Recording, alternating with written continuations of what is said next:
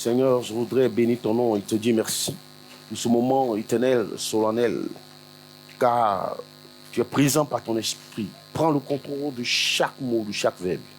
Et ce matin, ne t'adresse pas à l'oreille, aux oreilles de ton peuple, mais à leur cœur. Au nom de Jésus-Christ Nazareth. Envoie ta parole qui nous apporte la guérison, la délivrance, la connaissance et l'affranchissement au nom de Jésus-Christ. Parle au travers de ma bouche, Père, et atteins les cœurs pour la gloire de ton nom au nom de Jésus. Amen. Bien-aimés, nous sommes bénis dans le nom de Jésus. Nous sommes dans la présence de Dieu. Et je voulais dire ceci, que là où le nom du Seigneur est invoqué, quand il s'agit du Seigneur, il faut être concentré, il faut être sérieux. Parce que Dieu ne travaillera jamais en dehors de sa parole, il travaille toujours dans sa parole. Il est dans sa parole. Il a donné sa voix, il a envoyé sa parole et c'est en elle que se trouvent toutes choses, tous les miracles. Les bénédictions sont incluses dans la parole de Dieu. Tout. Il faut donc faire attention à la parole du Seigneur. L'une des choses que Dieu m'a donné de comprendre et ce que je sais faire le mieux, c'est de parler du Seigneur, bien-aimé. Et ce matin-là, donc, parce que le Seigneur est en train de nous conduire dans une dimension d'accomplissement depuis 2 semaines déjà. Ça fait 2 semaines, le jeudi dernier, ça fait 2 semaines que nous sommes en train d'entrer dans ce moment-là. Et ce matin, je vais t'expliquer quelque chose. On va voir pourquoi, alors que Dieu est l'auteur, Enoch soit le bienvenu, Dieu soit l'auteur de toutes choses, du ciel et de la terre, et qu'il soit l'unique Seigneur, l'unique Dieu, et que tout lui appartienne, et que malgré cela, alors qu'il y a plus de 3000 promesses dans la Bible, j'espère qu'on m'entend. Fabrice, c'est correct? C'est bon? Vous m'entendez bien, non? Gloire au Seigneur. Et alors que Dieu, qui est 3 fois saint, on parle de la tri-sainteté de Dieu. Quand on parle de la tri-sainteté de Dieu, c'est le Dieu. Jamais vous n'allez voir, aucune science au monde n'a jamais essayé de sonder la sainteté de Dieu. Aucune personne ne peut se lever et vouloir étudier la sainteté de Dieu. Ce n'est même pas possible. Aucune. Dans aucune génération, l'on a osé. On parle de Dieu, on parle de... Mais sa sainteté, ce n'est pas possible. Tu ne peux pas. Aucun homme n'a jamais osé. Donc ce Dieu-là qui est 3 fois saint, parce qu'on parle de sa tri-sainteté, parce que tout en lui est parfait. Il est parfait en toutes choses. C'est pourquoi il dit « Je suis le Dieu saint ». C'est cela. Il est saint, il est parfait en amour, parfait en toutes choses. Donc ça fait de lui le Dieu saint. Et ce matin-là, nous allons voir ensemble pourquoi, malgré toutes ces choses, toutes ces promesses, le peuple de Dieu est encore éprouvé. Et les choses semblent ne pas se réaliser, s'accomplir. Et c'est de cela que nous allons parler et nous allons comprendre cela. Parce que notre Dieu ne ment pas. Il n'y a aucun mensonge en lui. Est-ce que c'est lui qui, sa main est-elle limitée ou qu'est-ce qui se passe dans la réalité? Nous allons essayer de comprendre cela, bien aimé. Et parce que le Seigneur m'a dit depuis déjà, il y a à peine 2 semaines que le Seigneur m'a dit, maintenant, tu enseignes, c'est vrai, tu prêches, c'est vrai, mais maintenant, il est temps que mon peuple expérimente mes promesses. Il dit, prends soin de mon peuple. Et donc, c'est à la suite de cela qu'on a décidé ici aussi, à partir de janvier, de financer les femmes gratuitement. Parce que dans cette église-là, jamais une femme ne va rester en train de traîner, chômer, au point de se livrer au péché. L'église de l'Abreuvoir, ça ne va pas exister. Donc, on va commencer à financer les femmes à partir de janvier. Mais c'est les femmes qui ont fait au moins 1 année. Les femmes fidèles. Donc, on va les financer, ainsi de suite. Après, c'est les jeunes gens, parce qu'à partir de janvier, je vais donner des enseignements sur l'entrepreneuriat. Vous savez que c'est mon domaine, par la grâce de Dieu. C'est du concret, quoi. C'est pas juste l'évangile. Ne bois pas l'alcool, ne fume pas, ne te masturbe pas, non. Mais après ça, quand les gens rentrent chez eux, c'est quoi leur vie? Donc, ça fait partie de la mission de l'Abreuvoir. OK? Oui, dès janvier, on va les financer. Gloire au Seigneur. Bien aimé, nous allons comprendre pourquoi. Nous allons comprendre pourquoi. Nous allons parler d'un élément. Un élément aujourd'hui sans lequel Dieu ne peut rien faire avec toi. Sans lequel Dieu ne peut rien faire avec toi. Mais tu vas comprendre ça aujourd'hui. Sans cet élément-là, Dieu ne pourra rien faire. Alors donc, quand on prend le livre d'Hébreux, par exemple, Hébreux 11, assez rapidement, là. Hébreux 11, quand je lis à partir du le verset 4, tu vas... Et tu as ça? C'est par la foi qu'Abel offrit à Dieu un sacrifice plus excellent que celui de Caïn. On va le lire jusqu'au verset 6. Il dit, c'est par la foi qu'Abraham offrit, qu'Abel offrit un sacrifice plus excellent. Continue. Que celui de Caïn. C'est par elle qu'il fut déclaré juste. C'est par elle qu'il fut déclaré juste, oui. Dieu éprouvant ses offrandes. Dieu éprouvant ses offrandes. Approuvant ses offrandes. Oui. Et c'est par elle qu'il parle encore quoique mort. Yes. Continue. C'est par la foi. C'est par la foi. Qu'Enoch fut enlevé. Qu'Enoch fut enlevé. Pour qu'il ne vit point la mort. Je prie que ce soit ton partage, notre frère, et que tu sois enlevé. Amen. Et que tu ne vois point la mort au nom de Jésus. Oui. Et qu'il ne parut plus parce que Dieu l'avait enlevé. Yes. Car avant son enlèvement, il avait reçu le témoignage qu'il était agréable à Dieu. Or, sans la foi, il est impossible de lui être agréable. Car il faut que celui qui s'approche de Dieu croit que Dieu existe et qu'il est le rémunérateur de ceux qui le cherchent. Amen. Amen. Vous comprenez? La Bible dit que c'est par la foi qu'Enoch fut enlevé. C'est par la foi qu'Abel fut offrir un sacrifice plus agréable à Dieu. C'est par la foi que Noé, divinement averti, a construit l'arche. Ok? C'est-à-dire, on parle de foi. Ça veut dire quoi la foi?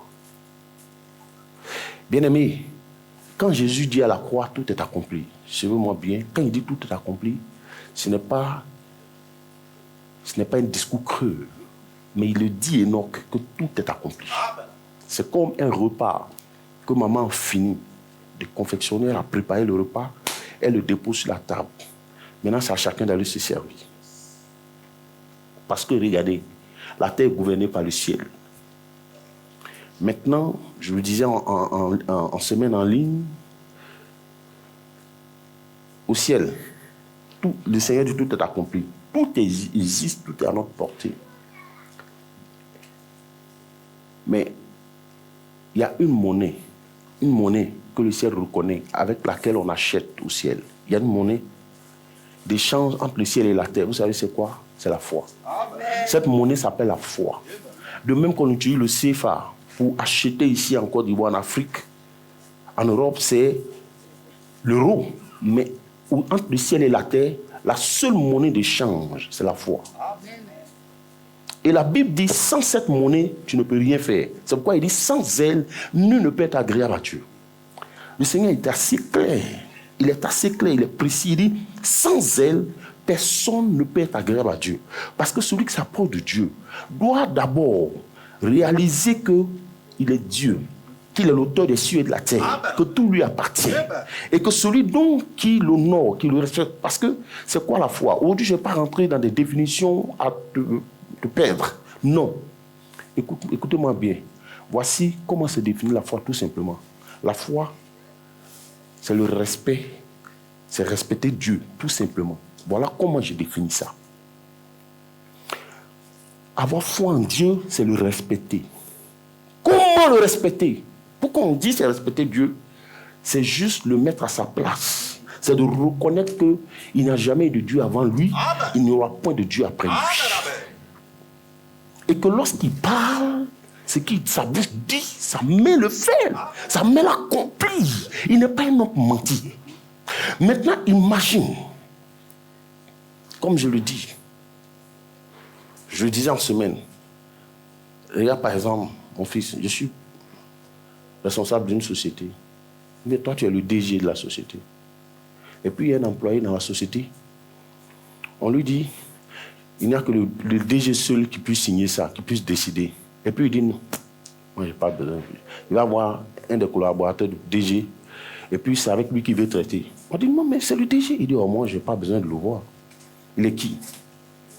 Tu comprends? Si cette information remonte au DG, quelle sera sa réaction? Quelle sera sa réaction? Il sera frustré et il va s'emporter, mais il va te chasser comme un malpropre. Est-ce que tu comprends?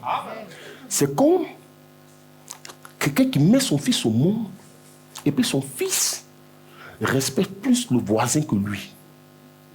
C'est-à-dire quand il voit le voisin, il s'abaisse. Quand il voit son papa, ça à peine mais il le regarde. Même si le vieux n'a rien, tu lui dois du respect.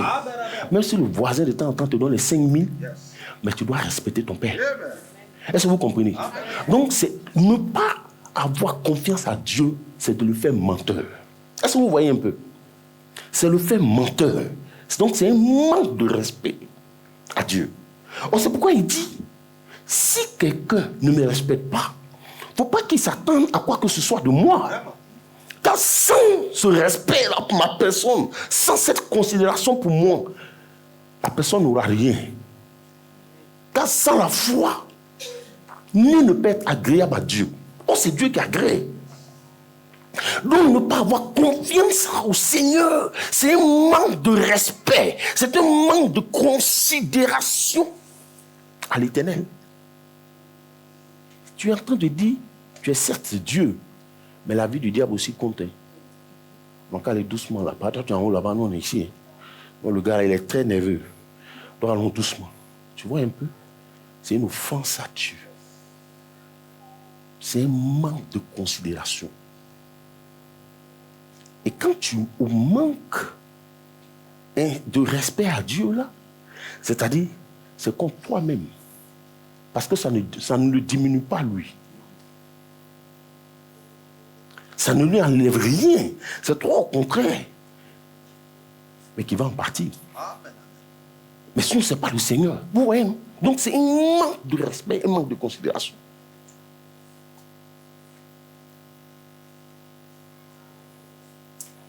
Parce que quand l'Éternel dit une chose, quand le Seigneur annonce une chose, la Bible dit quoi?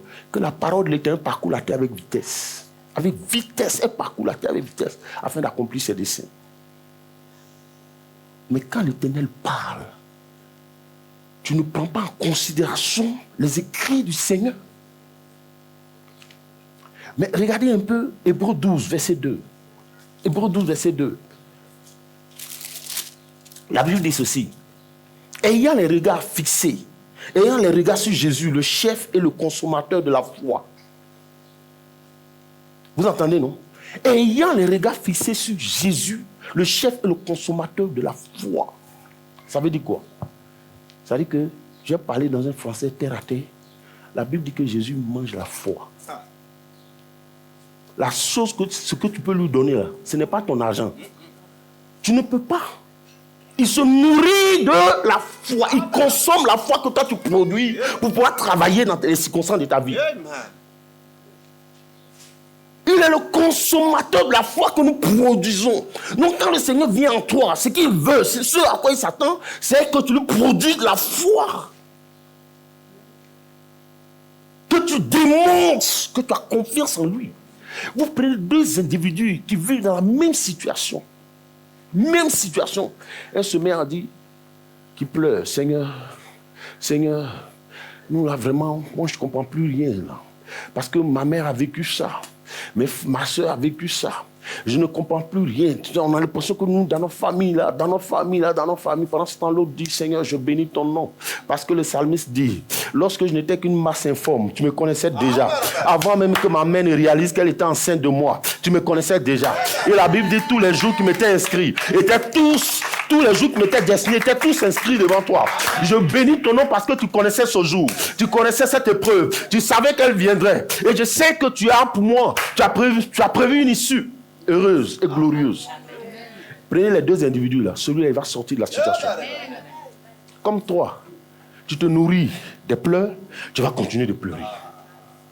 Puisque tu ne me donnes pas la gloire, la Bible dit qu'il est le consommateur de la foi que nous produisons.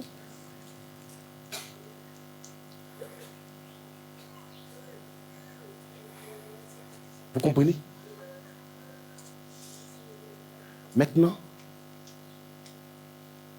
je vais te faire un petit résumé rapidement avant qu'on entre dans le thème même. Vous savez, nous tous qui sommes ici, là, on aspire au bonheur. Il n'y a pas quelqu'un ici qui est assis ce matin qui n'aspire pas au bonheur. Tous les hommes, peu importe leur race, leur culture, leur civilisation, aspirent au bonheur, n'est-ce pas? Maintenant, comment tu peux comprendre qu'il y ait donc dans tous les hommes ce désir commun? Comment tu peux comprendre que tous les hommes, où qu'ils soient sur toute la surface de la terre, aspirent au bonheur? C'est-à-dire, ça devient c'est un désir commun. Tout le monde a le même désir. Donc, si tout le monde a le même désir, là, ça veut dire que c'est l'expression, ce désir devient l'expression, la manifestation de la volonté de Dieu. C'est Dieu qui a mis en nous, puisque la Bible dit que c'est lui qui met en nous le vouloir et le faire. Donc, c'est lui qui met aux hommes le désir du bonheur, le désir du bien-être. C'est Dieu lui-même. Parce qu'on ne peut jamais désirer quelque chose qui n'a jamais existé, qu'on n'a jamais vu, qui n'a pas un nom. C'est pas possible. On désire avoir une voiture parce qu'on sait qu'on connaît une voiture, on sait qu'elle existe, n'est-ce pas? Elle fait partie de notre monde.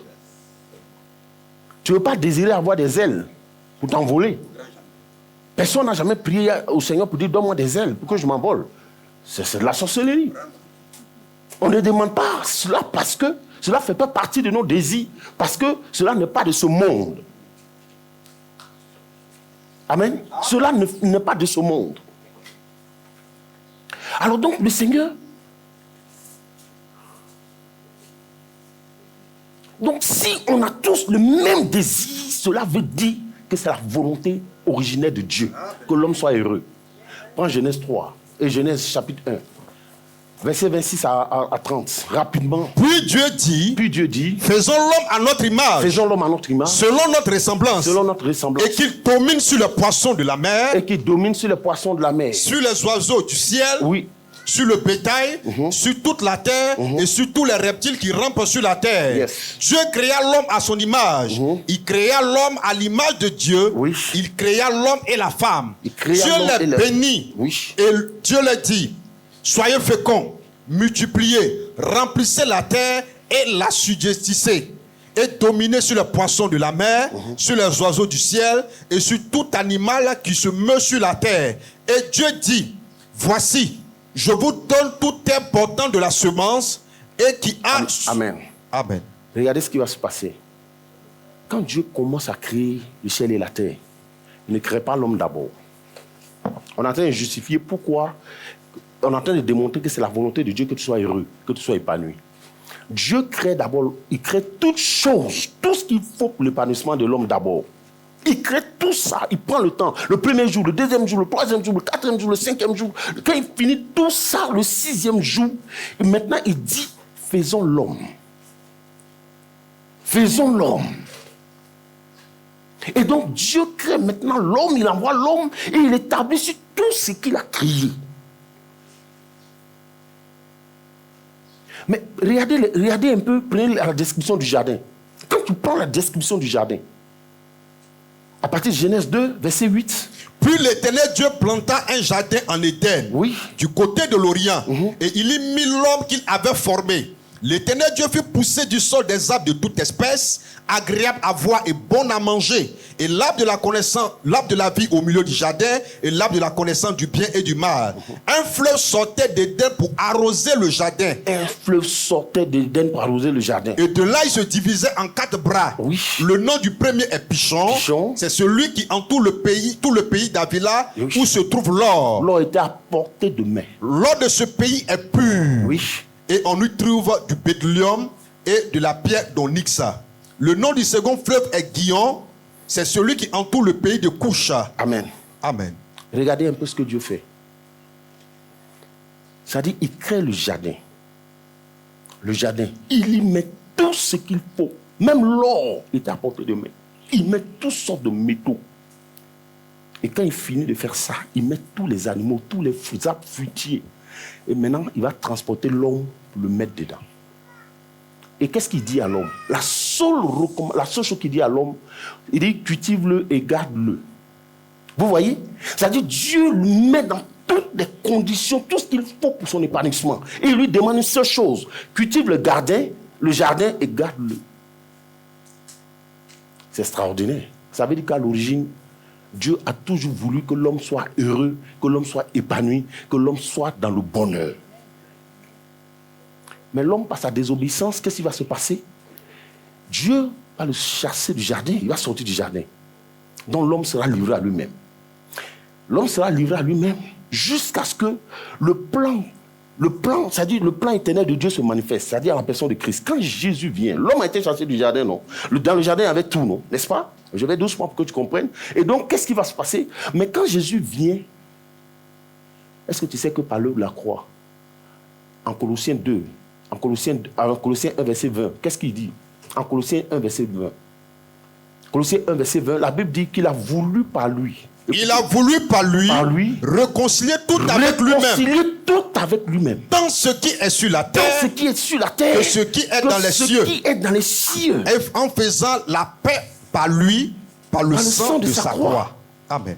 C'est-à-dire que l'homme a été chassé du jardin. Le jardin, l'Éden qui signifie la présence de Dieu. L'homme donc est chassé de la présence de Dieu. Il sort de la présence de Dieu, non? Mais quand Jésus vient, il réconcilie, c'est-à-dire il vient, il restaure le jardin. Quand il restaure le jardin, puisque ça symbolise la présence de Dieu, et qu'il a été chassé de la présence de Dieu, quand le voile a été rompu, l'homme a eu à nouveau accès à la présence de Dieu. Donc au jardin d'Éden, donc au bonheur, à l'épanouissement, à la quiétude, à la sécurité, en toutes choses. Est-ce que vous me comprenez? Parce que l'Éden signifie la présence de Dieu. Cette présence de laquelle l'homme a été chassé, l'homme a été à nouveau réintégré. Par le sang de la croix, l'homme a été réintégré. Donc nous avons à nouveau accès. Et comme dans le jardin d'Éden, au départ, maintenant quand Dieu nous réintroduit dans le jardin, qu'est-ce qu'il dit à nouveau? En 3 Jean 2, voilà ce que le Seigneur dit. C'est là que le thème va commencer. Bien-aimé, je souhaite que tu prospères à tous égards et sois en bonne santé comme prospère l'état de ton âme. J'espère que... Est-ce que vous me suivez? Amen. Il met l'homme dans le jardin et dit, cultive-le et conserve-le. L'homme est chassé du jardin. Par l'œuvre de la croix, il le réintroduit dans sa présence. Et maintenant, il dit, désormais, prospère à tous égards. Par exemple, on a justifié que depuis le début, Dieu, la volonté de Dieu, c'est que l'homme soit heureux, non? Qu'il soit dans le bonheur. Et il dit ici, prospère à tous égards. À tous égards. C'est-à-dire sans aucune limitation. Socialement, matériellement, financièrement, et c'est-à-dire au niveau, en termes de santé. Et il précise, il dit prospère. Non, tu n'as pas lu tout. Hein. Bien-aimé, je souhaite que tu prospères à tous égards. Oui. Et sois en bonne santé. Et sois en bonne santé. Comme prospère l'état de ton âme. Voici les 2 choses Amen. Que l'homme recherche dans sa vie. Parce que bien aimé, si tu dors dans un château, tu as près de combien de gouverneurs, toi seul à ton service, et que tu n'arrives pas à marcher, et que tu n'arrives pas à t'asseoir, et que tu es malade, est-ce que ça aura un sens? Ça n'aura pas de sens. Mais Dieu donne les 2. Et la prospérité à tous égards, et la bonne santé. C'est extraordinaire ça. Et la bonne santé. Donc si quelqu'un te fait croire autre chose, c'est faux. Maintenant, le Seigneur va dire ceci. Il dit, je souhaite que tu prospères à tous égards, qu'on prospère quoi? L'état de ton âme. C'est là que le message commence. C'est ici que le message a commencé. C'est là se trouve tout le secret. Le Seigneur dit à l'homme, je veux que tu prospères, bien-aimé, qu'on prospère l'état de ton âme. Donc Dieu est en train de dire que la richesse qu'il te faut, la prospérité pour laquelle tu jeûnes 21 jours, ne se trouve pas chez un prophète. Ça ne se trouve pas dans le monde. Mais j'ai déjà tout enfoui en toi. Écoutez-moi bien. J'ai déjà tout enfoui en toi. Le modèle de prospérité que tu veux, que tu recherches, le modèle de succès que tu veux, que tu recherches là, est dans ton âme. Je l'ai enfoui dans ton âme.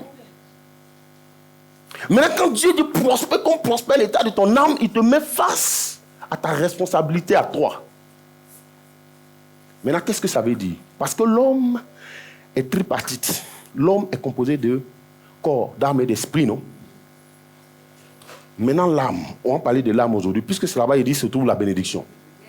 L'âme, c'est le siège de nos pensées, de nos émotions, de notre intelligence et de notre volonté. Il se présente comme un agent de décision. L'âme est entre l'esprit et le corps physique. Maintenant, quand on dit c'est le centre de la décision, non, et de la volonté. Donc l'homme peut décider. L'âme, ton âme peut décider soit d'obéir à Dieu en se soumettant à l'esprit ou d'obéir au monde en se soumettant à la chair. C'est pourquoi la Bible dit que les deux sont opposés. Oui, les deux sont opposés. L'esprit et le corps sont opposés. Le corps est attiré par le monde, l'esprit s'élève vers Dieu. C'est par l'esprit que nous rentrons en contact avec l'esprit de Dieu. Vous comprenez? Donc ton âme peut obéir soit à Dieu en se soumettant à l'esprit ou obéir à la chair. Et puis tu vas être un homme charnel. Et tout ce qu'on dit de Dieu, ça n'a aucun impact sur ta vie. Parce que tu as une grosse chair, parce que tu as une masse de chair. Vous comprenez? Maintenant il dit, prospère comme prospère l'état de ton âme. Donc c'est-à-dire que l'homme, ce que l'homme est dehors, est le reflet. C'est-à-dire, l'homme n'est que le reflet de ce qu'il est à l'intérieur. Écoutez-moi bien. En réalité, ce que tu es dans la vie, ce n'est pas parce que ta grand-mère est sorcière. Vous savez que moi, je n'aime pas la sorcellerie. Moi, parce que j'ai tellement compris les Écritures que moi, quand on parle de sorcier, ça m'énerve. Parce que je sais que c'est des vauriens, c'est des nullards, ils n'ont aucun pouvoir. Donc moi, je ne perds pas le temps avec eux. Alors, écoute-moi. En réalité, parce que c'est ça qui fait que souvent, on attribue tout au diable. Je ne suis pas en train de le justifier, ce n'est pas mon ami, je n'ai rien à foutre avec lui. Mais je veux dire que Dieu dit, ce que tu veux là est dans ton âme. Maintenant, il dit, ta prospérité dépend de l'état de ton âme. Donc, ça dit l'état de ton âme là, ça dépend de toi, de ta décision, de ta volonté. C'est toi qui entretiens ton âme. Parce que l'âme se nourrit de la parole. Quand tu vois quelqu'un dans la vie qui est peureux, ça veut dire qu'il a une âme qui est faible. Donc l'homme est à l'image de ce qu'il est à l'intérieur. Donc ce que ton âme est à l'intérieur là, c'est ce que tu manifestes, c'est ce qui se dégage à l'extérieur. Mais comment on peut imaginer? Regardez un peu comment les Blancs ont pris bateau à voile. Ils ne sont jamais venus en Afrique. Mais ils se sont dit, ils vont aller voir derrière là-bas, ce qui se trouve à des milliers de kilomètres. Ils sont restés sur l'eau là, quand ils sont arrivés, ils ont vu les indigènes. C'est comme ça qu'ils nous ont appelés. Vous comprenez? Donc, maintenant, c'est au niveau de l'âme que tout se définit. Donc, tu as le choix. C'est pourquoi la Bible dit que la foi vient de ce qu'on entend. En d'autres termes, la force vient de ce qu'on entend. Parce que quand on parle de la foi te booste. La foi te rend fort devant les épreuves. Dans les difficultés, ça dit que tu n'es pas ébranlé. Ça dit, tu pries, tu déclares autre chose. Même quand on dit c'est comme ça, c'est noir, tu dis non, je sais que l'Éternel me l'a dit, l'Éternel me l'a promis, l'Éternel le fera. Car l'Éternel n'est pas un homme pour mentir, le fils d'un homme pour se repentir. L'Éternel a dit et ça va s'accomplir certainement. Pourquoi? Parce que tu te nourris de la parole de Dieu. Et la parole te fortifie, ça te donne la foi, ça booste ta foi. Et c'est pourquoi quand même tu ne vois pas la chose encore, tu demeures confiant, tu restes confiant. Convaincu que l'Éternel va le faire. Donc ça dépend de l'état de ton âme. Oh, l'âme se nourrit de la parole. Mais tu ne te nourris pas de la parole. Mais une âme qui ne se nourrit pas, ça veut dire que, qu'est-ce que je veux dire? Parce que j'ai dit que nous devons expérimenter les promesses de Dieu. Donc expérimenter les promesses de Dieu veut dire que nous devons rééduquer notre âme. Nous devons rééduquer notre âme. Parce que quand quelqu'un est malade, pour que tu comprennes, est-ce que tu sais que quand quelqu'un est malade physiquement, c'est parce que son âme est malade dedans?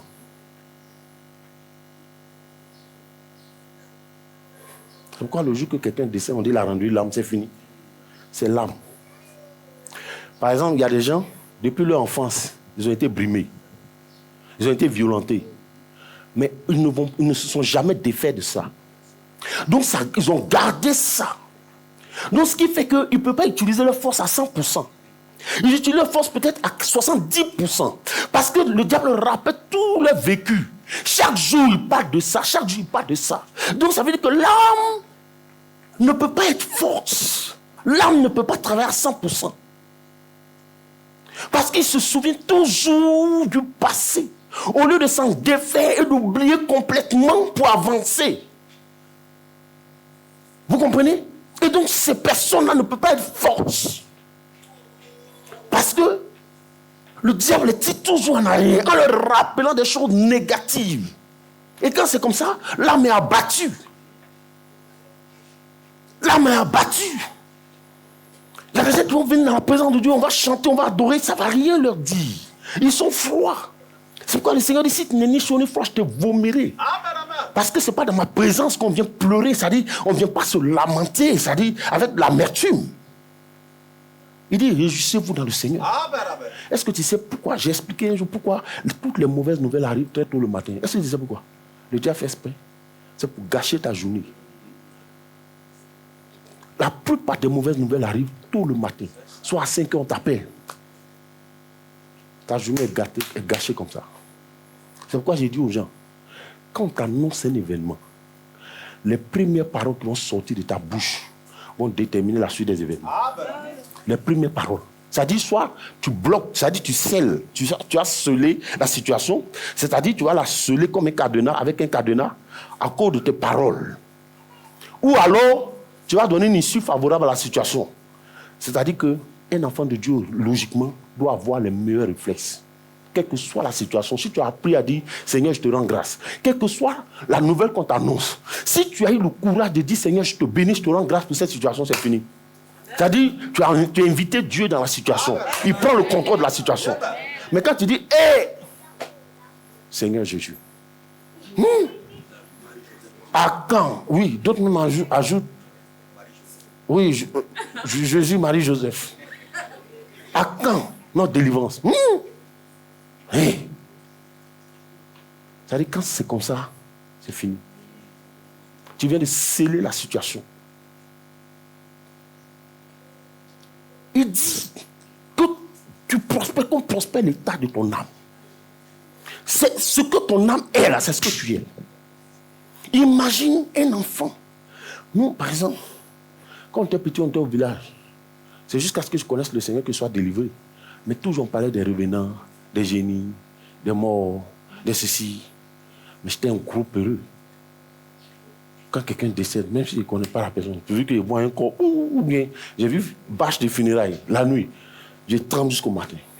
Mais c'est avec. J'ai grandi dans cette atmosphère-là, non? Génie, revenant, alors que je n'ai jamais vu. Mais c'est ce que j'ai entendu. Ça a forgé mon âme. Jusqu'à ce que je vous dis, quand j'ai accepté le Seigneur m'a dit, le Saint-Esprit m'a dit, mon fils, arrête d'avoir peur. Il m'a dit ceci. C'est là qu'il est venu ma délivrance. Il dit, je suis du feu. Je suis la lumière et je suis du feu. Je vis en toi. Ce que tu appelles revenant, mon chien là, c'est les ténèbres. Tu as déjà vu, là où il y a la lumière, les ténèbres se taisent toujours. Prenez la fuite, n'est-ce pas? Il dit, moi je suis en toi, je suis du feu. Donc, un revenant ne peut pas t'approcher. Parce que je suis du feu et je suis de la lumière. Donc quand il me voit, il prend la fuite. Dieu ne peut pas t'approcher. Donc arrête d'avoir peur. Dès que j'ai entendu ça, c'est fini. J'ai eu ma délivrance jusqu'aujourd'hui.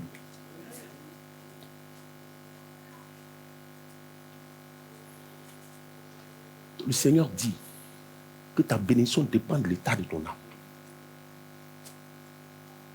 C'est pourquoi. Parce que, pourquoi il dit ça? Et c'est pourquoi David connaissait cela, en sachant cela, dans le psaume 103, verset 2, il dit, mon âme bénit l'Éternel. C'est-à-dire, il est en train de parler à son âme. Parce qu'il sait que tout dépend de son âme, tout dépend de l'âme. Il dit, toi, mon âme, bénis l'Éternel et n'oublie aucun de ses bienfaits. C'est-à-dire, c'est un autre qui donne à son âme, hein? Il parle à son âme. Maintenant, je vais t'expliquer.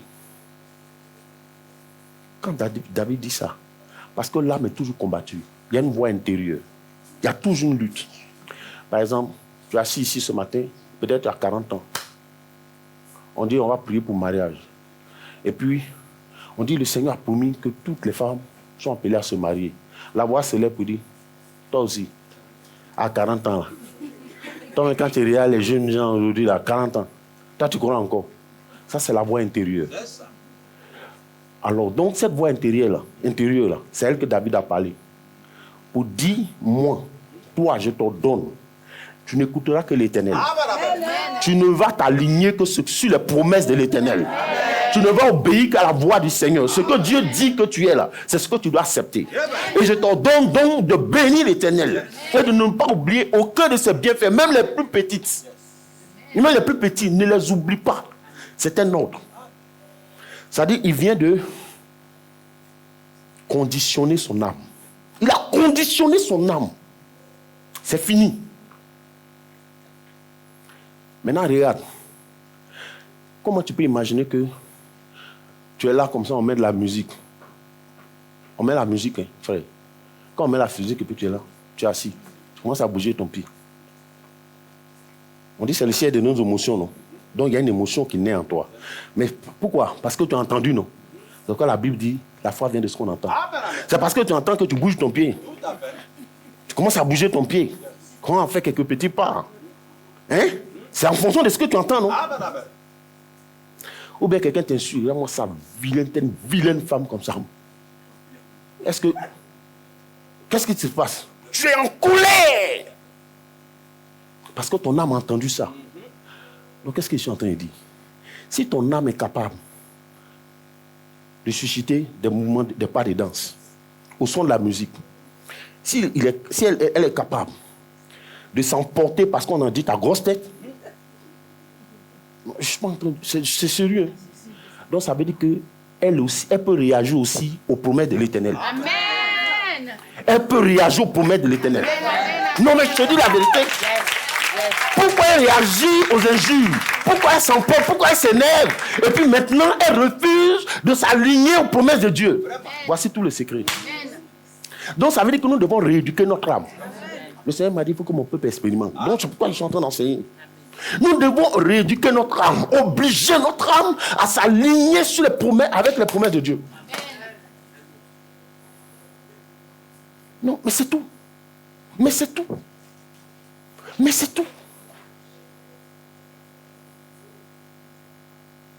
Mais oui, si elle est capable de réagir, aller se battre. Mais au lieu d'aller se battre, au lieu de répondre aux injures, mais elle n'a qu'à obéir aux promesses de Dieu. Elle n'a qu'à admettre les promesses de Dieu. Donc tu dois la rééduquer. Le Seigneur dit que tu es une femme. Femme, ça veut dire celle qui porte des enfants. Elle a appelé à mettre au monde des enfants. C'est une femme. Une femme est appelée à concevoir. Donc toi, je te dis, mon âme, l'Éternel a parlé et nous devons obéir. Et nous devons exécuter. Et parce que je suis une femme, je suis appelé à enfanter et j'enfanterai. Parce qu'un ordre a été donné à la jeunesse. La Bible dit, il a béni l'homme et la femme, il a dit, soyez féconds. Remplissez la terre. C'est un ordre que Dieu a donné. Et donc nous aussi, nous devons obéir à ça. Parce que si on n'enfante pas, on désobéit à la loi du Seigneur. C'est pourquoi je t'impose, mon âme. À partir d'aujourd'hui, je te déclare féconde. Tu es une femme féconde. Tu es une femme féconde au nom de Jésus. Mon âme, je te dis que l'Éternel a donné cet ordre. Et donc, c'est-à-dire, Dieu ne t'a jamais nommé célibataire. Tu n'es pas encore marié, mais tu n'es pas célibataire pour autant. Et donc, tu n'as pas encore enfanté, mais cela ne veut pas dire que tu es stérile. Parce que l'Éternel t'a déclaré fécond. Donc, c'est-à-dire, tu vas forcément enfanter. Peu importe l'âge. Il a dit à Sarah, c'est arrivé. Elle a ri, mais c'est arrivé. Donc, je te dis la vérité, tout le mystère Enoch se trouve dans notre âme. C'est l'âme, ce n'est pas les sorciers. Parce que quand tu parcours la Bible, chaque jour, jour et nuit, là, tu ne peux pas avoir peur d'un sorcier. Non, tu ne peux pas avoir peur. Mais l'Esprit de Dieu va te donner de comprendre qu'ils ne sont rien. Moi, je le dis toujours. Je le dis toujours. Jésus a dit, Satan est venu, n'a rien à moi. Moi aussi, il dit ça toujours. Je ne suis pas en train de faire du mimétisme. Non, c'est pas ce que j'ai fait. Mais c'est-à-dire, je le dis avec assurance, avec conviction.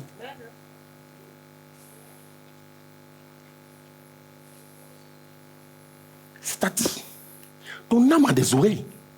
Si elle réagit au son de la musique, au son des injures, elle peut réagir à autre chose. Tu es malade, tu peux te lever, dire à ton âme. L'Éternel dit, le Seigneur a été meurtri. Et la Bible dit que c'est à cause de toi qu'il a été meurtri. Maintenant, je t'annonce que ton nom n'est pas maladie. Tu te lèves maintenant et tu acceptes maintenant la guérison de l'Éternel. Mon âme maintenant commence à accepter la guérison de l'Éternel. L'Éternel dit que tu es guéri. Maintenant même, au nom de Jésus, j'ordonne la guérison. La guérison doit s'attacher à ton âme. Tu dois guérir d'abord de l'intérieur avant de guérir de l'extérieur.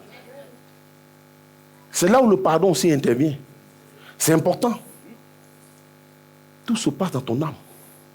Non, c'est dans ton âme que tout se passe. C'est-à-dire, parle à ton âme. Donc, ça veut dire quoi? Dieu a fait des promesses. Plus de 3000 promesses dans la Bible. Comment est-ce qu'on rentre en possession des promesses? Mais il dit, c'est en croyant du cœur qu'on parvient à la justice. Mais c'est en confessant de la bouche qu'on parvient au salut. Donc, à la délivrance. Donc, ce que tu veux, là, il faut confesser. Chaque jour, prends les promesses de l'Éternel. Parle. Maintenant, je vous ai dit, non, que David a parlé à son âme, non. Imaginez-vous dans quelle position il a parlé. Vous ne connaissez pas l'histoire de Batimée. Batimée, là, qu'est-ce qui s'est passé? Les gens étaient en train de le retenir, non? Les gens étaient en train de le retenir pour dire tais-toi, tais-toi. Mais la Bible dit, plus on lui demandait de se taire, plus il criait plus fort. Donc la voix intérieure qui te dit, c'est pas possible, c'est pas possible. Il faut que tu parles, que ton âme entende. Il faut étouffer cette voix intérieure-là. Plus cette voix parle, plus toi aussi tu parles. Plus elle te dit des elle t'apporte des contradictions, plus toi aussi tu élèves la voix et tu proclames les paroles du Seigneur. Il faut que tu parles plus fort que ça. Il faut que ta voix soit plus forte. Parce qu'il faut que ton âme ne parvienne plus à entendre cette voix intérieure. Parce que, écoute-moi bien, un enfant de Dieu ne regarde pas aux circonstances, ne regarde pas aux réalités, mais il regarde aux promesses de Dieu. Un enfant de Dieu parle par rapport aux promesses de Dieu. Mais parce que, on le sait nous tous, que la réalité n'est pas la vérité. Quelqu'un peut venir avec une carte de visite de la présidence de la République, avec un costume, voiture garée, alors qu'on ne le connaît même pas la présidence. C'est pas parce que tu vois une carte que c'est la vérité. On a vu ici, il y a un certain général qui est venu, qui a naqué les gens ici. Il dit, il vient de l'ONU, qui travaille à la présidence. Zéro. Il a naqué les gens. Même les magistrats, il a naqué tout le monde. Donc, ce que tu vois, c'est pas ce que Dieu a dit pour toi. Tu dois proclamer la promesse de Dieu. Mais alors là, je te dis, il faut respecter Dieu. Je ne vais pas te dire qu'il faut avoir la foi, hein, mais il te dit respecte Dieu. Parce que si tu comprends la foi dans cette définition-là, elle va grandir. Chaque fois que tu ne vas pas croire, c'est manquer de respect à Dieu, au Seigneur. Mais je te dis la vérité. Mais oui, regarde, je te dis, on a vu ici en début d'année que le Seigneur dit, ma parole n'était pas comme un feu, comme un marteau qui brise le roc. Ça veut, c'est trop fort comme révélation.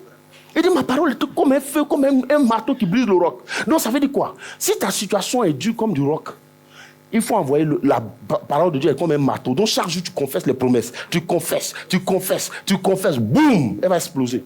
Amen. Tu es malade, attrape ton corps et puis commence à parler. Dieu n'est pas allé à la croix pour que tu sois sujet à la maladie. Tu t'arrêtes quand tu vois, pourquoi on ne fait pas ça? Et puis tu commences à parler à ton corps. Tu commences à parler à ton corps. Tu dis non, ça suffit. Ça suffit, la croix est une vérité, à la croix qui a été déjà guérie. Tu n'as plus le droit d'être dans cet état. Combien de fois j'ai vu dans les témoignages? Combien de fois? Plusieurs années en arrière, ça a commencé. Peut-être il y a 20 ans en arrière, ça a commencé. On a déclaré, je reviens d'un voyage, on a déclaré une maladie sur ma vie. Qu'est-ce que j'ai fait? Je suis pas allé au ciel. Parce que j'ai la connaissance. J'ai pris le bulletin. Et puis j'ai dit, Seigneur, voici que les gens veulent m'établir un nouvel extrait de naissance. Ils disent que je dois m'appeler comme ça désormais. Mais je ne peux pas accepter ça. Parce que je suis né de toi, je porte ton nom déjà. Donc je ne peux pas accepter ça. C'est comme ça que la maladie a disparu. On allait refaire les examens, on dit il n'y a rien. Et jusqu'aujourd'hui, c'est ce que je manifeste. Mais je te dis, mais ça veut dire quoi? À l'intérieur, je respecte le Seigneur. Parce que je sais que ce que Dieu dit, c'est la vérité.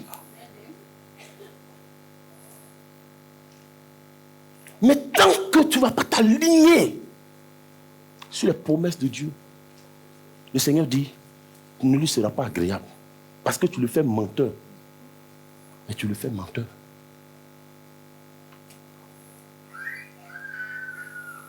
Cette semaine-là, on a un programme de jeûne et de prière.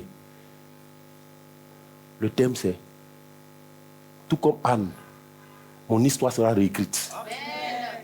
Voilà une femme qu'on appelait stérile. Demain, on va voir ça. Frère, le Seigneur m'a dit qu'il a tout accompli. Il ne va pas descendre à nouveau sur la terre pour venir réaliser quoi que ce soit pour toi. Mais tout est une question. Tout dépend du respect que tu as pour lui. C'est-à-dire la foi que tu as pour le Seigneur. La confiance qui se définit comme le respect que l'on voue à l'Éternel. Mais parce que ne pas croire, c'est le comparer au diable. C'est de dire tout simplement que la vie du diable compte. Faisons attention tous les deux. Nous n'avons qu'à faire attention. Parce qu'il ne faut pas que le gars s'énerve. Un vaurien qui est sous nos pieds. Oui, c'est pourquoi le Seigneur dit, si vous avez la foi des petits-enfants, moi je suis comme un enfant. Mais vous savez que tout ça, ça se cultive. Hein. C'est ça Paul dit, exerce-toi la piété. Non mais oui, tu t'assois, ma soeur. De temps en temps, tu dois avoir des moments d'intimité. Tu t'assois calme. Tu ne veux pas qu'on ne te dérange pas. Et puis tu commences à réaliser. Regarde l'étendue des cieux. C'est comme ça que j'ai fait. Regarde l'étendue des cieux. Il n'y a aucun poteau qui soutient le ciel. Et pourtant, ça ne tombe pas sur nos têtes. Il dit ici celui qui fixe une limite à la mer afin qu'elle ne vienne pas envahir les humains. J'appelle les étoiles par leur nom et ils répondent présent. Ah non, c'est trop fort. Il dit quand j'appelle les étoiles par leur nom, ils répondent présent. Il dit j'ai fermé la mer dans un enclos. Vous jouez quoi? Un homme comme ça? Moi, c'est des choses qui me font tressaillir. Et quand j'ai entendu ça, je suis comme un enfant. Le diable n'a qu'à se lever. Je m'en fous de lui. Non, il sait. Je m'en fous de lui. Je regarde aux Écritures. Et je ne me tais pas, je parle. Toi, tu parles pour critiquer, pour dénigrer. Mais tu ne parles pas sur ta propre vie. Tu ne parles pas sur ta propre vie. Ta vie va éclore comment? Tout ce que tu sais faire, c'est pleurer. Quand tu vois ça lointain. Des choses, ça dit, c'est comme une vue de l'esprit pour toi. Jésus a parlé. Le Fils de Dieu est venu mourir à la croix. Il dit, c'est accompli. Moi, je suis intelligent. Quand j'ai entendu ça, c'est accompli là, c'est fini. Non, c'est fini. Non, depuis ce jour, c'est fini. Je vais à la table, je me sers. Et il dit, je vous exaucerai car ce que votre joie soit parfaite. Tant que je ne suis pas dans sa vie, je continue de me servir. Non, je me sers toujours. Oh, j'ai vu ça avec Caleb. Ah, j'ai vu ça avec Caleb. Ils ont partagé tout le territoire. Il est venu dire à Josué, il dit, c'est vrai, on a partagé. Mais il y a deux impies là-bas. Là. Je vais aller les combattre pour prendre leur territoire pour ajouter ça pour moi. Josué dit que le Seigneur t'accompagne. Il les a chicotés, il les a exterminés, il a pris leur territoire. C'est depuis ce jour qu'il a compris que, si quelqu'un vient marcher, qu'il veut marcher là, je peux le chasser et puis le prendre. J'ai mis ça en application, ça s'est accompli. Amen. Mais vous lisez la parole, vous entendez la parole, vous ne mettez pas en pratique. C'est-à-dire, les chrétiens ils ont une fausse compassion. Hein. Vous dites, le gars il va vivre comment? S'il fait ça. Hein? Comment? Lui pile poussin. Oui, il y a un qui est fauché. Parce qu'un de mes concurrents, parce qu'un de ses travailleurs m'a confié que le patron, un jour, ils sont en réunion, et puis il a dit, vous me connaissez, est-ce que vous pouvez piler poussin vivant? J'ai dit, donc lui c'est un pileur de poussin, il est mort. Donc c'est pas l'Éternel, il adore, quoi. Non, c'est un pileur de poussin. Je l'ai fauché sur le marché, là. Moi, j'ai invoqué le nom de l'Éternel. Est-ce que vous me suivez même? Vous avez compassion, moi. Ça me plaît, je t'arrache. Je suis sur toi à minuit. Je cogne, quand boum, un matin tu tombes. Et puis je prends la place. Tu sais, il faut que tu aies confiance à Dieu. Moi, ici à la Beauvoir, là, Nous, on n'est pas là pour... Nous, on est venus ici pour adorer Jésus. Ici, là, on ne parle pas des sorciers. Quand un sorcier, on le chicote et puis on avance. C'est ce que je vous dis toujours ici. Non, c'est la vérité. Moi, je ne perds pas le temps. Moi, ce n'est pas pour faire l'apologie du diable ici. Non, tu sais, ta grand-mère. Si elle ne veut pas lâcher, on va la chicoter, on va l'obliger à libérer. Et puis on avance. Parce qu'on est là pour avancer. On n'a pas le temps à perdre. Je ne nie pas l'existence de la sorcellerie, mais je m'en fous de ça. C'est ce que j'ai dit. Quoi, mon Seigneur? Non, tu joues. C'est parce que vous ne savez pas. Il dit, ta bénédiction est dans ton âme. Ma fille, ta bénédiction est dans ton âme. Ce n'est pas ailleurs. Ce n'est pas entre les mains de ta grand-mère. C'est parce que tu lui donnes non. Concentre-toi sur les promesses du Seigneur. À partir de ce soir, lève-toi. Et puis commence à proclamer les bénédictions de l'Éternel. Dis exact du Seigneur. Il dit Dieu siège dans quoi? Dans la louange et l'adoration de son peuple. Maintenant, dis au Seigneur, oh, je t'élève, Seigneur Dieu des armées. Car tu es le premier, tu es le dernier. La Bible dit que tu es l'alpha et l'oméga. Tu es celui qui a pesé les montagnes au crochet. Qui a mesuré toute la poussière de la terre par une tiers mesure. Seigneur Dieu des armées, tu es celui qui a fixé une limite à la mer. Seigneur, qui est comme toi? Qui est comparable à toi? Seigneur Dieu des armées, la Bible dit qu'à la croix, tu as porté mon fardeau. Tu as payé le prix pour moi. Seigneur Dieu des armées, je te rends grâce de ce que tu m'as rendu capable d'avoir part à cet héritage. Et je sais que tu agiras certainement. Mais les chrétiens ne font plus ça. Les chrétiens ne font plus ça. Est-ce que tu sais, je vous ai déjà enseigné ici que la parole est une semence. Dieu a envoyé la parole, le Saint-Esprit a utilisé et l'a matérialisé. Nous aussi, le même Saint-Esprit est en nous. Parce que Dieu, vous jouez quoi. Moi, chaque fois que je suis en train de travailler dessus, chaque fois que je médite là-dessus, je suis bouleversé. Et chaque fois que je pense que Dieu a mis son esprit en moi, je suis bouleversé. Le fait que Dieu nous donne son esprit, c'est-à-dire qu'il vient de mettre en nous la dimension de Dieu en nous. C'est par l'esprit qu'il a créé. Donc nous aussi, il nous rend capables de devenir comme Dieu. Par la présence de l'esprit. Est-ce que vous savez que par la présence de l'esprit, on peut changer les conditions de notre vie? Mais oui, le Seigneur a parlé. Mais je vous ai dit ici que vous n'envoyez. Ce qui fait que vous êtes encore dans ces épreuves-là, c'est parce que vous n'envoyez pas la parole. Ce que vous envoyez, quand tu envoies la parole, il y a deux entités qui sont chargées de les recevoir. Il y a Jésus et puis il y a le diable. Quand tu dis, ma soeur, il faut laisser chez nous, là, c'est comme ça. C'est comme ça. Le diable dit à Jésus, ça, c'est pas pour toi, c'est pour moi. C'est moi qui ai accueilli réception. Ça est moi. Mais quand tu dis, qui est comme l'Éternel des armées? Alléluia. Il n'y a de Dieu que toi. Et dans les cieux et sur la terre. Le diable se met à l'écart.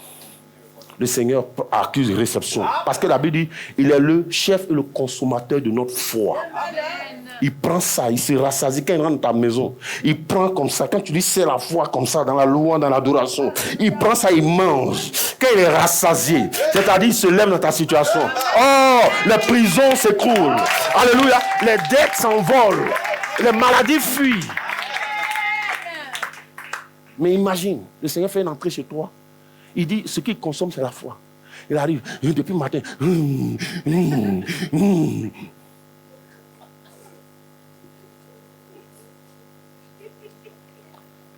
C'est quoi il va manger pour agir dans ta vie? Il faut me dire.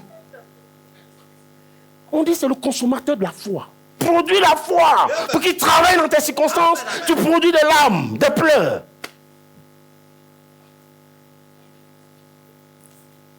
Les pleurs qu'on reprend devant le Seigneur ne sont pas ce genre de pleurs. Ça, c'est des murmures. Il y a des pleurs qu'on reprend comme Anne a répondu. C'est de ça qu'on va parler demain. Tout comme âme, mon histoire doit être réécrite. Si elle ne s'était pas levée ce jour-là, sa condition allait rester là. On peut reprendre des larmes devant le Seigneur, mais pas de cette façon. Pas au travers des murmures. C'est des supplications. Mais quand on supplie, on a confiance. On va le supplier parce qu'on a confiance que s'il répond, c'est fini. Et que lui seul peut répondre. Frère, comment tu peux croire? C'est pour ça que je suis parti depuis l'origine du jardin d'Éden. Tout pour tout expliquer. Que Dieu n'a pas créé, il ne nous a pas créé, où il a dit, vous là, vous allez souffrir, ceux-là vont être heureux. Il n'a pas dit ça. C'est-à-dire qu'il a restauré le jardin d'Éden par l'œuvre de la croix. Il a restauré parce qu'on a accès à nous voir sa présence. Allons dans sa présence.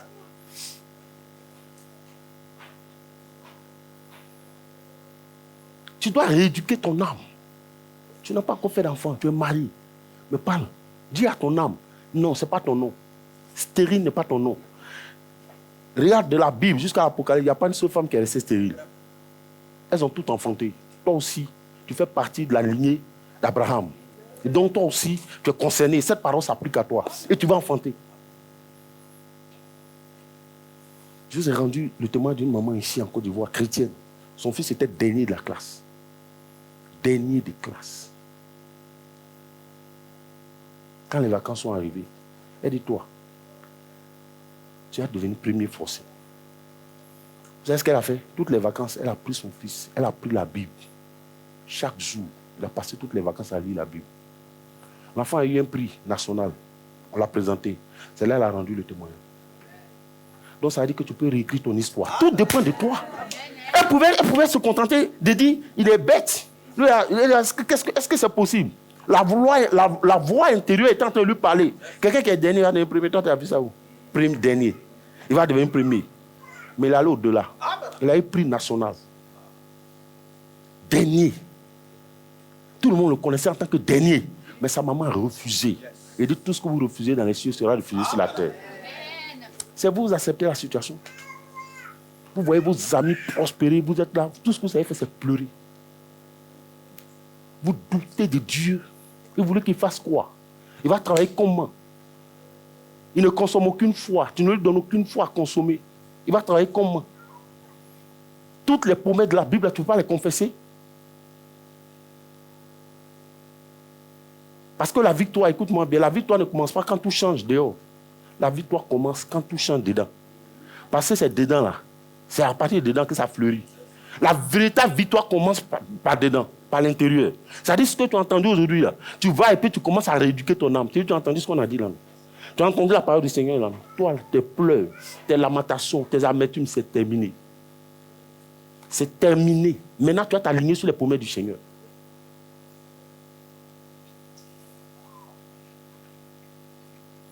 On va parler, vous allez dire, il n'aime pas. C'est comme si je parlais de moi. Mais je suis un homme comme vous. Mais c'est les Écritures qui m'ont fait. C'est ce que j'ai dit toujours aux gens. Mon secret, c'est la Bible. Mais c'est la Bible qui m'a ouvert l'esprit. Et puis j'ai compris, le Seigneur m'a dit, tout ce que tu auras lié sur la terre sera lié dans les cieux. En d'autres termes, tout ce que tu auras accepté, refusé sur la terre sera refusé dans les cieux. Pour refuser quelque chose, est-ce qu'on te donne, on t'impose des impôts? Non. On ne te taxe pas. Si tu veux, tu acceptes. Ça, je vous ai montré, non? L'âme peut décider aujourd'hui de refuser. Elle peut décider d'obéir à Dieu, donc de se soumettre à l'esprit, comme elle peut décider d'obéir à la chair, donc de se soumettre à la chair. Est-ce que tu comprends? Donc c'est une question de décision. C'est pourquoi la Bible dit à tes résolutions. Il n'a pas dit si tu as envoyé le feu pour tuer ta grand-mère, mais dit à tes résolutions répondra ton succès. Mais Dieu parle, mais souvent on n'écoute pas, ou on ne comprend pas. Il dit à tes résolutions, à tes résolutions. Donc ça dit que l'âme est le siège de la décision. Si tu prends la décision aujourd'hui, tu dis, tu t'arrêtes comme ça, tu t'arrêtes devant ton miroir, tu te regardes et puis tu parles. Dieu ne t'a pas appelé à ça, à raser les murs. Dieu ne t'a pas appelé, tu n'es pas le siège de la maladie. Commence à rééduquer ton âme. Si tu ne rééduques pas ton âme, il faut que tu sois guéri de l'intérieur.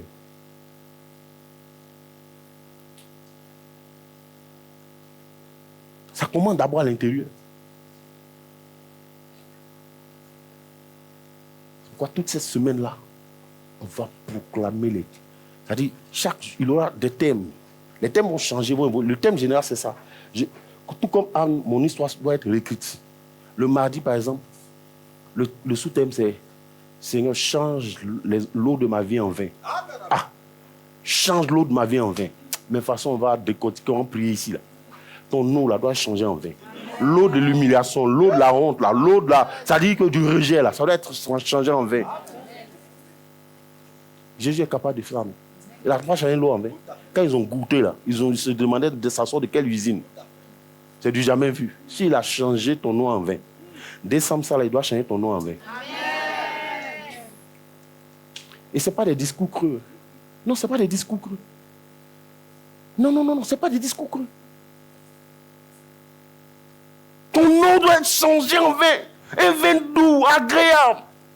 Lorsque l'ordonnateur du repas demandait qu'on serve le vin, les convives vont dire, ah, est-ce qu'on peut faire ça?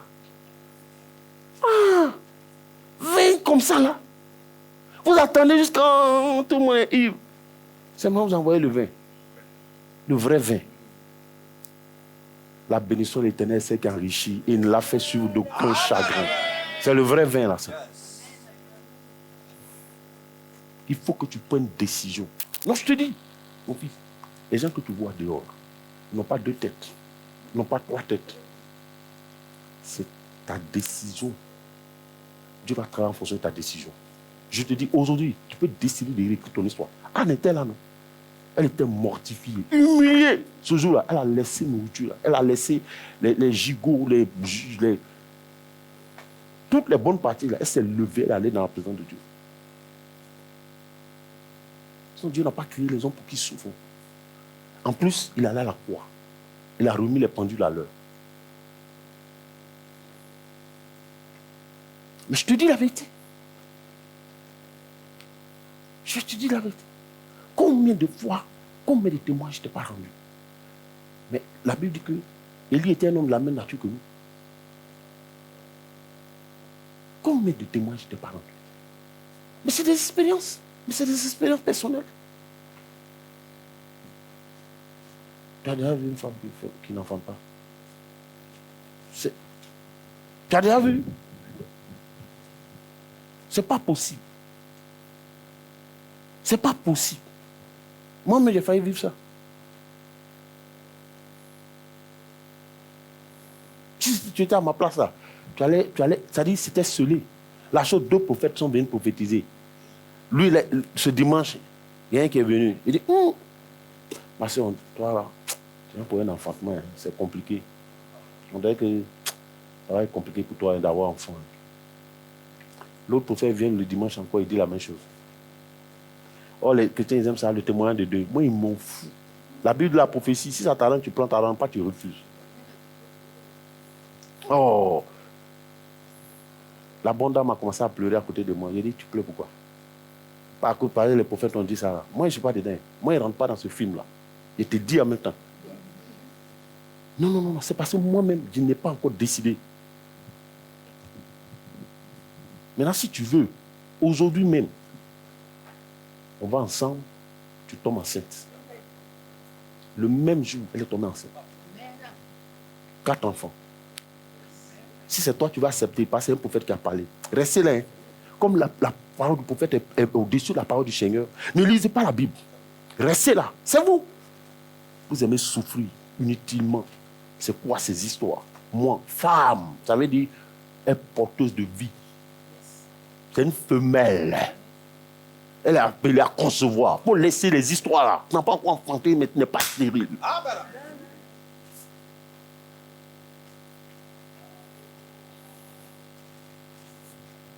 Faut arrêter. On comprend. Oh. Si quand ton histoire s'arrête le jour que tu quittes la terre, mais tant que tu n'as pas encore quitté la terre, Dieu te fait la grâce de te réveiller là. Ça veut dire que ton histoire n'est pas encore terminée. Non, ça veut dire que ça continue. Ce n'est pas encore terminé. Donc, continue de croire. Bénis ton Dieu, rends-lui grâce. Le jour qu'il décide que ça s'arrête, ça va s'arrêter. Mais si tu t'es réveillé matin, tu dis Seigneur, il te rend grâce. La première chose que tu dois sortir ta voix, avant même de commencer à prier, il te rend grâce. De m'avoir donné encore ce jour. C'est un jour un jour de victoire. C'est comme ça que tu commences. Quand le diable entend ça, il dit c'est-à-dire, il veut perdre le temps avec toi, quoi. Parce que toi, c'est pour ça qu'il dit résistez au diable, il fuira loin de vous.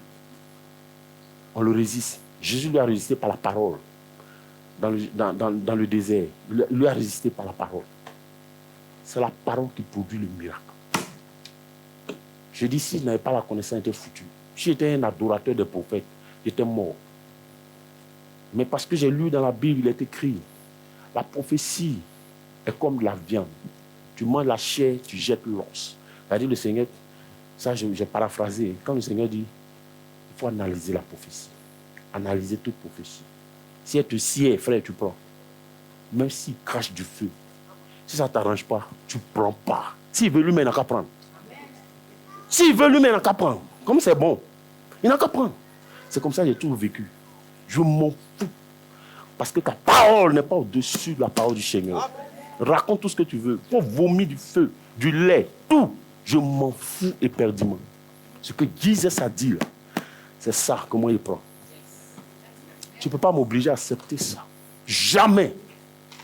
Depuis jeune dans la foi, c'est comme ça que j'ai toujours vécu. Et le miracle a été parfait. Jusqu'à ce que nous-mêmes on décide d'arrêter.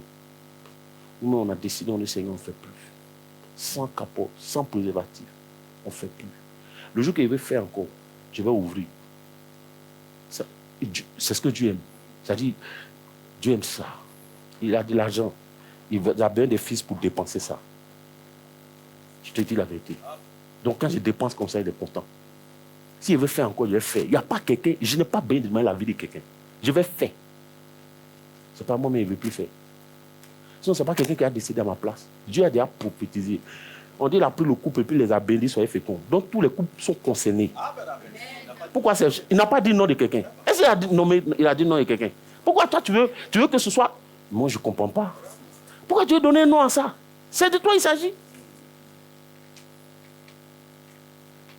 D'accord, elle me regarde. Elle se dit, mais lui là, est-ce qu'il est de notre planète? Non, je te dis. Non, mais je te dis, ma fille, tu peux tout changer. Tu peux tout, ça dépend de toi, ça ne dépend pas de quelqu'un. Grand-mère au village, misérable. Elle n'a qu'à venir en ville ici, elle n'a qu'à venir dormir dans les villas. Comme elle est puissante. C'est ici on voit. Tu es au village. Et puis tu as décidé, moi je suis dans la lumière, tu as décidé pour moi. Parce que j'ai giflé ça spirituellement. Mon vieux, j'ai giflé ça spirituellement. Quoi? Non. Non, mais, non, je suis comme ça. Moi, partout où on passe, je suis en colère. Non, je ne suis pas comme ça. Parce que je connais le Christ. Je connais les Écritures, je connais le Christ. Et je sais qui est Jésus. Donc je l'aime. Et je le respecte. Donc je n'aime pas trop qu'on parle de... Parce que je sais que c'est des vauriens. Je te dis la vérité. Et ça, on ne peut pas m'enlever ça de la tête. C'est-à-dire, c'est comme ciment, on a cimenté ça. Tu ne peux pas. Jesus, il est Dieu. Tout dépend de toi. Il faut rééduquer ton âme. Parle à ton âme. Prends les promesses de Dieu et parle à ton âme. Tu vas voir. Et tu vas voir. Les choses de Dieu se matérialiser. Arrête d'avoir peur. Ne doute pas du Seigneur. Il dit tout est accompli. Le plat est déjà déposé, servi sur la table. Allons nous servir. Ça est sur la table. C'est toi. C'est pourquoi il dit à tes résolutions. Si tu es résolu, tu vas voir le changement. Je te dis, à tes résolutions. Sois résolu. Maintenant, là, c'est ça. Les promesses de Dieu doivent se réaliser dans ta vie. Tu dois expérimenter. Amen. Pourquoi vous les femmes, de toute façon, vous chauffez. Si on t'a donné l'argent pour aller investir, il ne faut pas revenir ici et me raconter autre chose. Parce que j'ai béni vos mains. Non, mais je vais enseigner et puis je vais bénir leurs mains. Et puis elles vont partir. Tu es un champion. Tu as l'Esprit de Dieu. Va amasser pour venir. Le Seigneur dit nous serons édifiés sur le fondement des apôtres. Donc nous on fait comme les apôtres. Les apôtres ont été les seuls au monde. Il n'y a pas un autre gouvernement qui a pu réussir ça dans le monde. Seuls les apôtres ont réussi à éradiquer la pauvreté parmi le peuple. Aucun autre gouvernement, depuis le temps des apôtres jusqu'aujourd'hui, avant les apôtres, après les apôtres, il n'y en a pas. Tous ces intellectuels qu'on voit dans le monde, lui, on dit, il a travaillé à FMI, il a c'est zéro. Seuls les apôtres, plus de 5000 personnes. La Bible dit, aucun indigent. Non. C'est-à-dire que l'Esprit de Dieu nous rend intelligents. Il faut respecter l'Esprit du Seigneur. Donc ça, je ne veux pas, quand je suis en train de parler de Dieu, on vient me parler de sorcellerie, ça m'énerve. Seuls les apôtres ont pu faire. Regardez dans l'histoire de l'humanité. Seuls les apôtres ont pu éradiquer la misère parmi le peuple. Aucun indigent. nous sommes capables d'accomplir la même chose. Ici. L'argent de l'église est béni, si on t'a donné, la foi vient nous raconter autre chose. Tu vas rembourser un peu. On va donner à d'autres personnes. Parce que c'est ça la famille. Amen. C'est ça la famille. Toutes les femmes doivent travailler ici. Tu ne vas pas venir ici, venir déposer 500 ici, dans le panier. Chaque dimanche 500, chaque dimanche 500. Il faut que la pauvreté te quitte. On va poser les pas pour ça. Une église équilibrée, complète. C'est ça. Amen. Donc, demain, le riche, on va commencer. C'est en janvier. C'est lui le responsable. C'est lui qui va recruter les femmes. Et puis, celles qui ont déjà fait 1 an. On sait que c'est une jeune mission, mais ainsi de suite. Toutes les femmes à la Beauvoir, tant qu'on sera sur la terre, elles seront toujours financées. Toutes les femmes. Amen. Qu'on soit une église forte. Donc arrête de pleurer. Arrête de pleurer. Fais confiance au Seigneur. Il dit, sans la foi, nul ne sera agréable. Soyons sérieux. Donc, cette semaine, nous allons expérimenter. Lundi, mardi, mercredi, jeudi, vendredi. Jeûne et prière. Ton nuit de soir doit être réécrite. Amen. Amen. Est-ce que je parle au cœur de quelqu'un ce matin? Est-ce qu'on me suit? Ton miracle est dans tes mains, ça y est dans ta bouche. Ça y est dans ta bouche.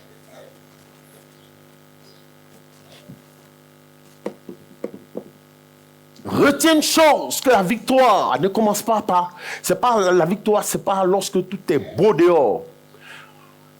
Mais ça commence d'abord à l'intérieur. Quand tu alignes ton âme sur la parole, les vérités de Dieu. Ok? Quand ton âme est alignée avec les vérités bibliques, c'est fini. C'est-à-dire, on ne peut plus t'attraper. On ne peut plus t'attraper. Non, on ne peut plus t'attraper. Moi, j'ai compris que c'est ça, en fait. Donc, chaque jour, je suis dans la victoire. Mais je sais, je suis dans la victoire chaque jour, par la grâce de Dieu. Tu pries, tu déclares, tu décrètes les choses, tu les confesses. Ça ne te sied pas, tu dis non, je refuse ça. J'ai trop aimé le témoignage de cette maman-là. Elle a amené son fils, l'un des meilleurs dans sa génération en Côte d'Ivoire. Prix national, dernière déclaration, se moquait de lui. Elle dit ça ne va pas être comme ça. Mon Dieu, qui est allé à la croix, là, n'a pas dit ça. Jésus que moi, il connaît là. Comment ça, moi, mon enfant, qui va être dernier? Donc ça vient pour dire tout ce que vous aurez refusé sur la terre sera refusé dans les cieux. Elle a refusé et son fils aujourd'hui fait partie des meilleurs. Il y a longtemps, l'enfant, là, aujourd'hui, peut-être, peut-être qu'il a fini depuis. Vous comprenez? C'est extraordinaire, ça.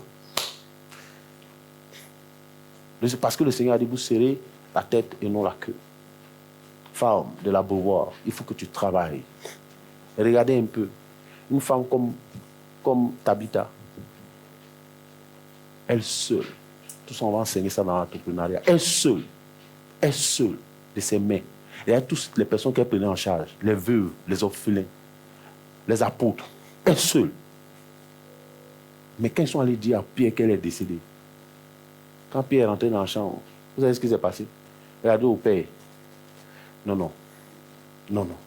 Une femme comme ça, elle ne peut pas mourir. De toute façon, on va venir au ciel. Non, c'est quoi, pourquoi tu es pressé? Une femme comme ça, là, c'est ça, on enlève maintenant. Non, elle ne peut pas monter. Non, il faut la faire redescendre. Ah! On dit quand Pierre est venu, on lui a montré toutes ses œuvres. Il faut arrêter d'être une femme. Une pleurnicharde. Tu vois les petites filles. Et les petites filles, tu vois là. Elles se réveillent à 5 heures. Elles vont à Dubaï. Elles sont en 2 avions. Toi, tu as le Saint-Esprit. Tu grattes le fond de la marmite. Ça ne va pas se passer ici à la Beauvoir. Parce que ce n'est pas qui t'a maudit. Jésus a versé son sang. Quelqu'un pour qui le sang de Jésus a coulé ne peut jamais être maudit. Ce n'est pas possible. Non, ce n'est même pas possible. Si quelqu'un t'a dit ça, il est en train de te blaguer. Le sang de Christ t'a déjà lavé. Et puis tu as un maudit. Tu connais le sang de l'agneau. Tu es en train d'insulter le sang de l'agneau.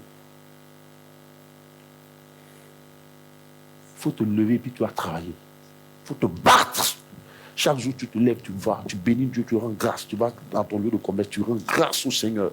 Et puis tu commences à exercer. Même si quelqu'un vient de déployer Canaries, il ne faut pas être apeuré.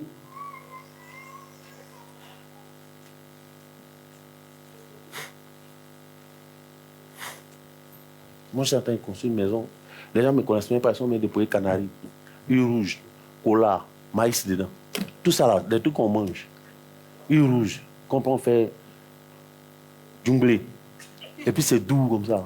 Et ils ont mis ça dans la calebasse, avec cola, avec maïs. Quand j'ai vu ça, j'ai rigolé. J'ai prié, j'ai shooté le pied. La maison est là. Ça, c'est ça, calebasse, c'est une chose qui va m'empêcher de monter une maison. Mais tu ne peux pas comprendre ça, quoi. Si c'est toi là, tu vas aller chercher le plus grand prophète. Il faut bâtir un hôtel. Quel hôtel? L'hôtel le plus grand était déjà élevé par Jésus. Il n'y a pas un autre hôtel encore qui dépasse l'heure de la croix. Mais je te dis la vérité, il n'y a pas un autre hôtel qui peut s'élever au-dessus de la croix. C'est le plus grand hôtel. L'hôtel le dernier et le définitif. Adosse-toi à cet hôtel-là. Tu dis, je me tiens sur la croix et je déclare, au nom de Jésus, à partir d'aujourd'hui, ma condition change. Alléluia. Parce que Jésus n'est pas allé à la croix pour que je sois dernier. Pour que je sois toujours malade. C'est pourquoi maintenant, je revendique les bénéfices de la croix. Parce que je suis un ayant droit. La Bible dit que celui qui a l'Esprit de Dieu appartient à Jésus. Celui qui n'a pas son esprit ne l'a pas. Donc, ayant l'Esprit de Dieu, je suis fils légitime. Je déclare qu'en tant que fils légitime, au nom de Jésus, j'appelle le changement. Alléluia. Ah, situation n'est pas mon partage. Parce que dans tout ce qui a été consigné dans la parole de Dieu, voici les bénédictions qui s'attacheront à moi. La Bible dit, je serai en haut et jamais en bas. La Bible dit que par les médecins de Jésus, je suis guéri. La Bible dit que j'ensemencerai et je récolterai. La Bible dit que je me marierai et j'aurai des enfants, j'aurai des descendants, j'aurai des héritiers. La Bible dit, tu dis à la situation où les oreilles, peut-être que tu ne sais pas, et je suis convaincu que tu ne sais pas. Maintenant, je vais te dire ce qui est. Et puis tu pars. C'est pour ça que vous voyez, c'est là que je vais m'arrêter. Le Seigneur dit que celui de la loi ne s'éloigne pas de quoi? Est-ce qu'il a dit de tes oreilles? De ta bouche. C'est pourquoi les Juifs et les gars là, ils connaissent. Les Juifs là, quand ils méditent là, ils font pas ça. Ils font ça. Ils récitent. Ils récitent. Ils parlent. Ils parlent. Ça dit son âme entend chaque fois. C'est comme ça qu'ils méditent. Donc ils parlent. C'est ça la méditation. Et sa bouche, il confesse. Il confesse. Il confesse. Il confesse. C'est comme ça qu'ils font la méditation. Tu comprends, non? Il marche, il prend la parole, et puis il médite, et puis il lit, et puis en même temps, et puis il confesse. C'est-à-dire, il lit à haute voix, quoi. Son âme entend. Chaque jour, imagine, comme le Seigneur a dit, médite le jour et nuit. Donc, chaque jour, ton âme entend ça. C'est ce que ton âme entend là. C'est ce qu'elle devient. Ce que ton âme entend, c'est ce qu'elle devient. Si elle entend échec, si elle entend adultère, si elle entend ceci, cela, c'est ce qu'elle va devenir. Elle va enfanter ça pour te donner. Elle va enfanter ça pour te donner. C'est ce qu'elle entend. Tu es le produit de ce que tu entends. La foi dit, la Bible dit que la foi, c'est le fruit de ce qu'on entend. Non? Elle est la conséquence de ce qu'on entend, du moins. Elle est la conséquence de ce qu'on entend. Oui, c'est la même chose. Donc parle, prends la parole, mon fils. Si tu as médité, prends la parole et puis, ma soeur, il faut commencer à le dire, il faut commencer à le proclamer, commence à déclarer ça. Ce n'est pas des paroles en l'air. Le monde entend. Les conditions, les circonstances de ta vie entendent. Mais maintenant, voilà la dernière, et puis je m'arrête là. Le Saint-Esprit me dit ça. Frère, comment? C'est qu'il ne comprend pas. Vous savez pourquoi Jésus voit ça en manque de respect? Toi, parce qu'un marabout a parlé, parce qu'un féticheur a parlé, tu as apeuré. Maintenant, mais la Bible dit, ça vient de ce qu'on entend, non? Parce que juste quelqu'un que Dieu a créé comme toi, au même titre que toi, dit, toi là, tu ne vas pas réussir. Ton âme a battu. Chaque jour, tu penses à ça. Lui, il m'a maudit. Lui, il m'a maudit. Lui, il m'a maudit. Maintenant, Jésus-Christ dit, tu es béni. Ça, là, ça dit, tu n'es pas capable d'admettre ça. Ça te dit rien. Mais c'est parce qu'un minable a dit, toi, tu ne vas pas réussir. Là. C'est ça là qui est dans ta tête. Vous voyez un peu le paradoxe. Mais c'est pour ça qu'il voit s'en foutre. Il dit, sans la foi, nul ne me sera agréable. Mais c'est un manque de respect. C'est pour ça que j'ai défini la foi comme un manque. C'est-à-dire que ne pas avoir foi au Seigneur, c'est lui manquer de respect. Parce que quelqu'un a parlé, un sorcier du village a parlé, tu as peur. Tu ne dors pas la nuit. Alors que Jésus a dit, tout est accompli. Mais ça te dit rien.